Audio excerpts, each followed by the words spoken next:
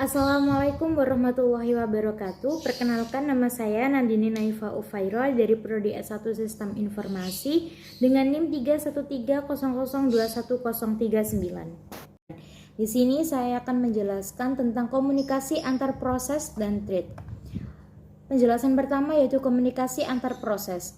Komunikasi antar proses dalam bahasa Inggris Interprocess Communication atau biasa disebut IPC adalah mekanisme pertukaran data antar satu proses dengan proses lainnya, baik proses yang berada di dalam komputer yang sama atau komputer jarak jauh yang terhubung melalui jaringan.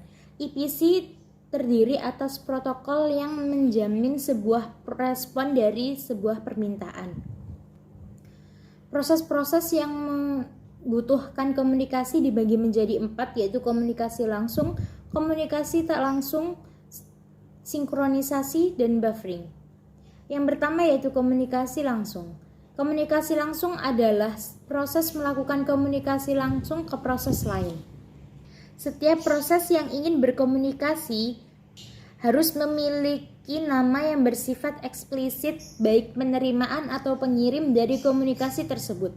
Dalam konteks ini, pengiriman dan penerimaan pesan secara primitif dapat dijabarkan sebagai send P message menerima sebuah pesan ke proses P, receive key message menerima sebuah pesan dari proses Q.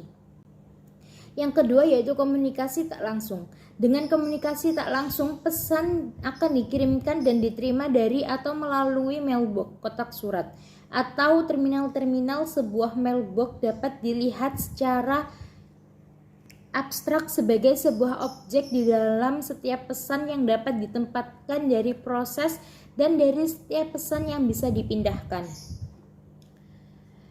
Dua proses dapat saling berkomunikasi apabila kedua proses tersebut sharing mailbox. Pengirim dan penerima dapat dijabarkan sebagai yang pertama send a message penerima pesan dari mailbox A, yang kedua receive a message penerima pesan dari mailbox A. Yang ketiga yaitu sinkronisasi. Komunikasi antar proses membutuhkan place by call untuk mengirim dan penerima data primitif. Terdapat rancangan yang berbeda-beda dalam implementasi setiap primitif. Pengirim pesan mungkin dapat blocking atau tidak dapat di-blocking, non-blocking atau biasa dikenal dengan nama sinkron atau asinkron. Yang keempat yaitu buffering.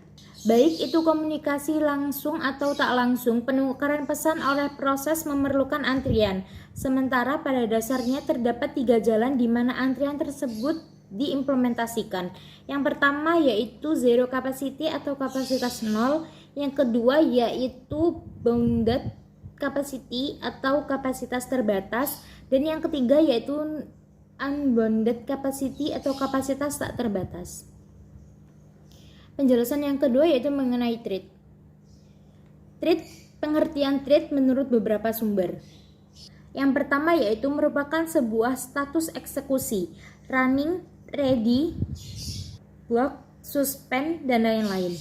Yang kedua merupakan sebuah pengontrol aliran program. Yang ketiga merupakan unit dasar dari pengguna CPU yang terdiri dari thread ID, program counter, register set, dan stack. Yang keempat yaitu sering disebut lightweight process atau proses ringan. Dan yang kelima yaitu sebuah mini proses dari sebuah proses.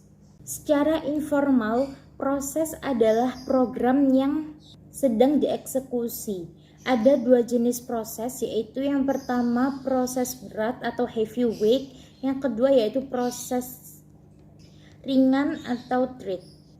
Thread saling berbagi bagian program, bagian data, dan sumber daya SO. Dengan thread yang lain yang mengacu pada proses yang sama, dengan banyak kontrol, thread dapat melakukan lebih dari satu pekerjaan pada waktu yang sama. Thread dibagi menjadi 2, yaitu single threading dan multi threading. Dalam multi-threading terdapat 3 model, yaitu many-to-many, one-to-one, dan many-to-many. User thread.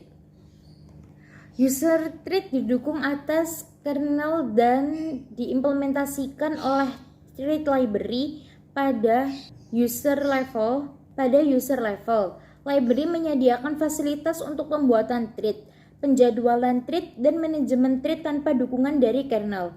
Kelebihannya, pengaturan dan pembuatan thread lebih cepat. Adapun kelemahannya yang dialami yaitu apabila kernelnya merupakan thread tunggal, maka apabila salah satu user level thread menjalankan blockingan sistem call, maka akan mengakibatkan seluruh proses diblok walau ada thread lain yang dapat jalan dalam aplikasi tersebut. Kernel thread didukung langsung oleh sistem operasi, pembuatan penjadwalan dan manajemen thread dilakukan oleh kernel pada kernel space. Pembuatan dan pengaturan kernel thread lebih lambat dibanding user thread. Kelebihannya adalah jika sebuah thread menjalankan blockingan sistem call, maka kernel menjadwalkan thread lain di aplikasi untuk melakukan eksekusi pada lingkungan prosesor. Kernel dapat menjadwalkan thread pada prosesor yang berbeda. Kelemahannya yaitu pengurangan dan pembuatan thread lebih lambat. Sekian penjelasan dari saya, kurang lebihnya mohon maaf. Terima kasih. Wassalamualaikum warahmatullahi wabarakatuh.